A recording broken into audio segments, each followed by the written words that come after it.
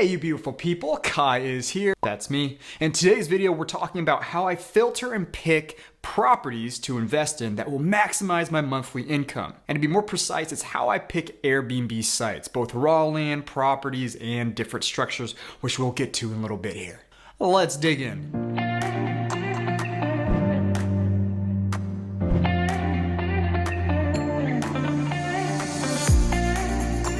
Alright, you guys know the scoop. I know 85% of you guys who are watching this right now have not subbed to the channel yet. So make sure if you like this video or you want to see the future build projects that I'm doing, which includes a glamping site, a shipping container, and then buying land in Austin and developing it, be sure to subscribe and hit that like button to trigger that YouTube algorithm, and let's see if we can get this video viral. It always sounds weird when I talk about virility like that. You guys know what I mean though. Smash that like button. Now clearly if you're watching this video right now, you are interested in buying land, getting your first piece of property, or maybe even investing in something a little bit bigger that can create passive income or monthly revenues for you. If this is something that really interests you, I actually offer 60 to 90 minute consultations to go over exactly that. We can go way more detail than just what this video covers. Hit me up down below. I've got my email in the description and I might even have a link there where you can click on it and I'll send you straight to my calendar where you can set up a consultation. Okay, so how do I pick out sites? Well, it's really easy. I made this really simple acronym for you.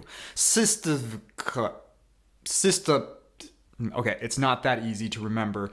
I tried. I could make a cool word out of this, like Tupac, but I'm missing an A. Or P-cuts, which sounds like something not totally appropriate. But besides that, we're sticking with CST UPC because I had to order it by the way that I filter through these properties. And it's very important in the order. You don't want to be mixing them up. And you'll understand more about why in a second. So what these 6 confusing letters stand for is customers, structure, triangulation, which always sounds weird to me because it sounds like strangulation. Unholy trident. That's a very key one, probably the most important one on here that I'll explain a little bit more in a bit and you'll understand why it's called the Unholy Trident. Permit and zoning, and then last and not least, with a nice little bow on it, comps. Now those 6 things are incredibly important whenever I go look at land, and for a lot of you guys who follow me on Instagram, again right here, is that I actually was just in Austin looking for more property following the same methodology. But you're probably like, dude, Kai, I'm looking for something very specific. I don't really want to do what you're doing with container homes and glam sites. I want to do something different. Maybe more duplexes and multifamily residence, which is totally fine and cool and actually really, really profitable.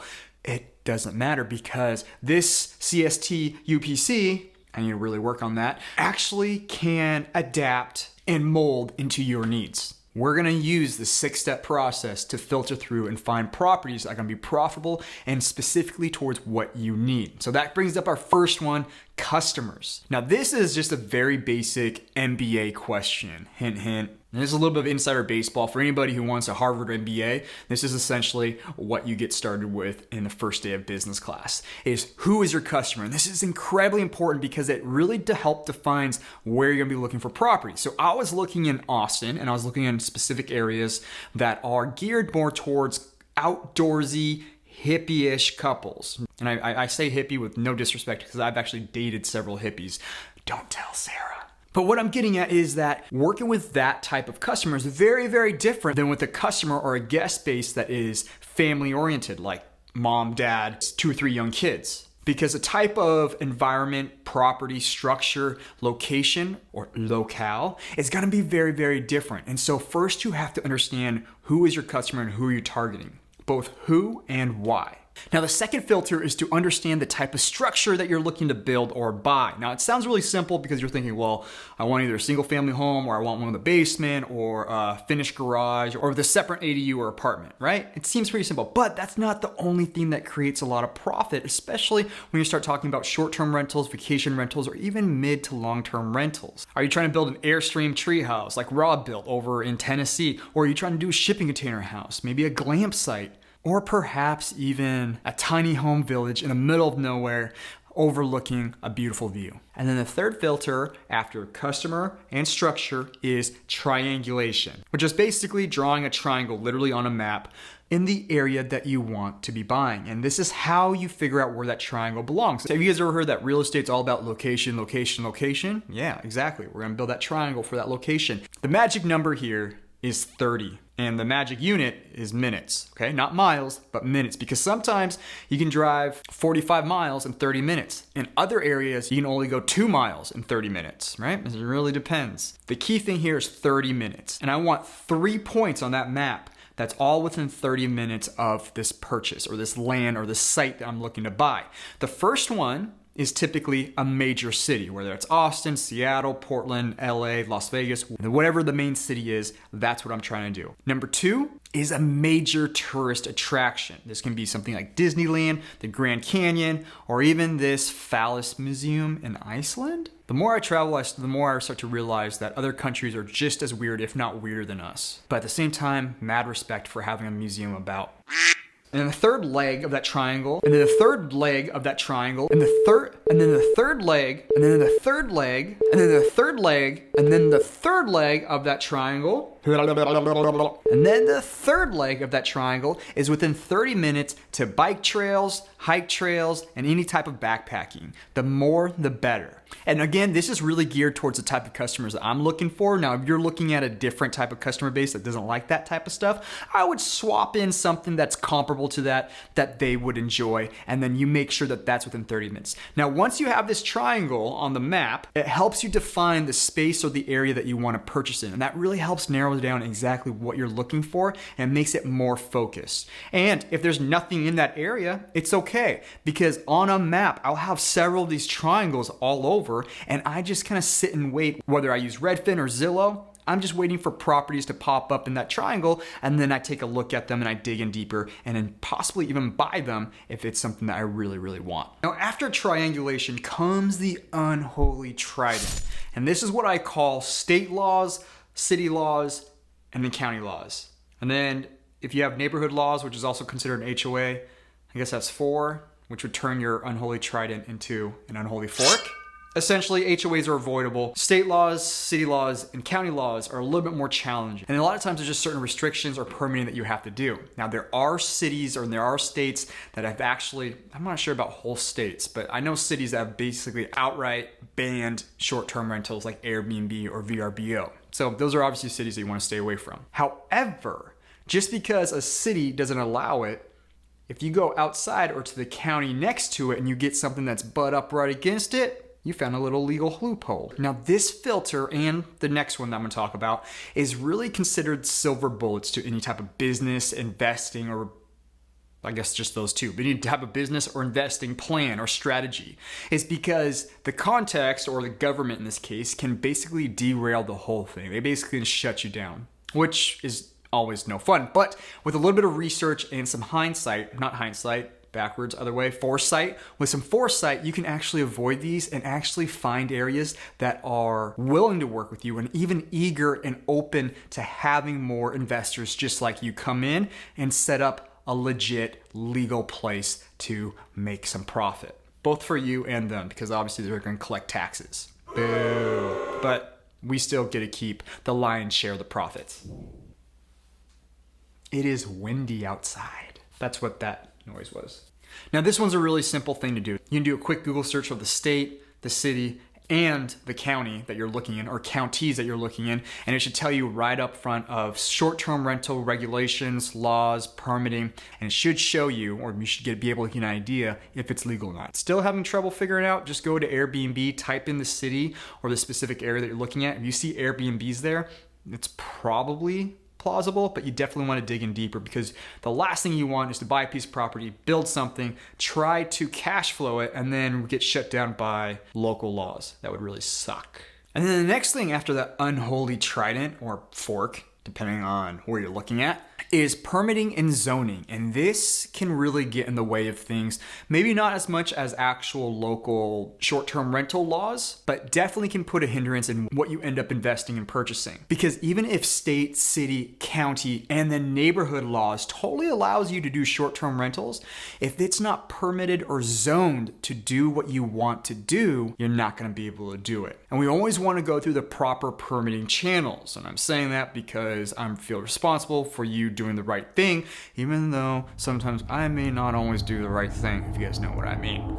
No, I'm just kidding. You always want to get permitted and make sure that things are zoned correctly, because when you spend a lot of money, like what I'm doing right now with the glamp site and the shipping container home, if I did that all unpermitted, what that means is that those structures basically carry no value if I wanted to resell the home. And the reason behind that is because buyers coming into it, they see an unpermitted structure. They're basically saying that you followed no code, there's no evidence, this wasn't inspected, it could fall over, it could burn down, it has horrible plumbing, yada, yada, yada, yada, yada. You guys get what I'm saying? So very typically speaking, actually very broadly speaking, is that unpermitted structures carry very little to no value. So if you sink in $100,000, $200,000 into your investment and it's unpermitted, you're not going to get that money back, or it's very unlikely that you get that money back. And on top of it, the county, if they find out or catch wind of what you're doing, they can easily shut down your operations. So get permitted. Now, the zoning is something completely different. Permits is one thing to make sure that your structure is safe and built to code.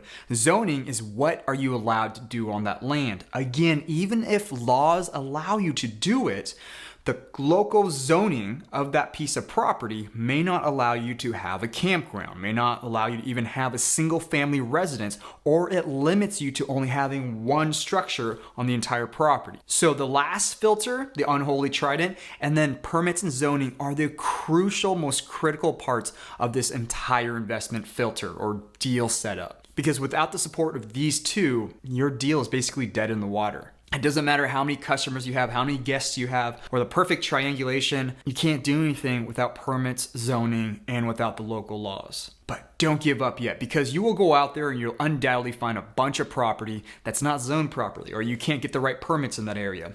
Don't worry, there is plenty of land out there. There is a lot of them. And actually, there's way more land than there are people. Well, of course, that makes more sense. But there's a lot of land to be had out there. And so don't worry, just because you don't find the right deal right now doesn't mean there's not another one sitting out there. I promise you, I know I'm just sitting and waiting with cash in hand, because I know that there's going to be a deal out there eventually, even if I have to force it. I'm just kidding. I'll just wait. All right, and the last little filter to put a nice little bow on all of this is comps. Now, just like in real estate or when you buy and sell, is you're always looking at comparables. Comparables? Yeah, comps. I call it comps. And what you're basically looking at is what is everybody else doing around you, or what are other people in the market getting? And so what you're gonna do is, before you even purchase or build or renovate or do anything, you want to see what your potential return is. And how you do this is that you go onto Airbnb, VRBO, or any other type of vacation site, bookings.com, what is that? Starts with an E.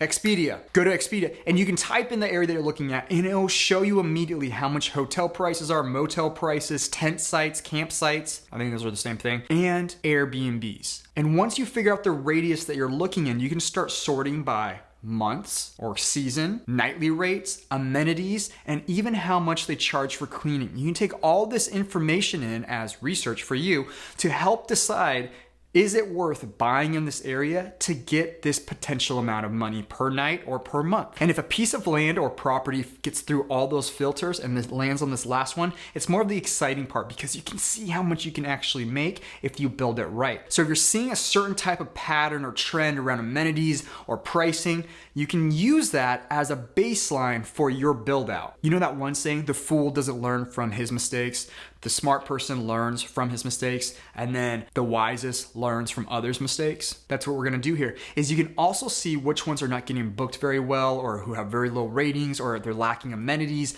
or whatever faults or missteps that they're causing, and you don't repeat those. So looking at comps is a great way to both see what your potential is, what your baseline is, and clearly what you should avoid. Both certain areas, types of homes, structures, and even design, which sounds kind of strange, but I'll make that a whole nother video, is you have to be able to pick the right design for your area. Now these 6 filters, P-cuts for short, if it helps you remember it, but it's out of order, is incredibly useful and has helped me find several properties. And this is what I'm continuing to use right now as I'm looking in the Austin area.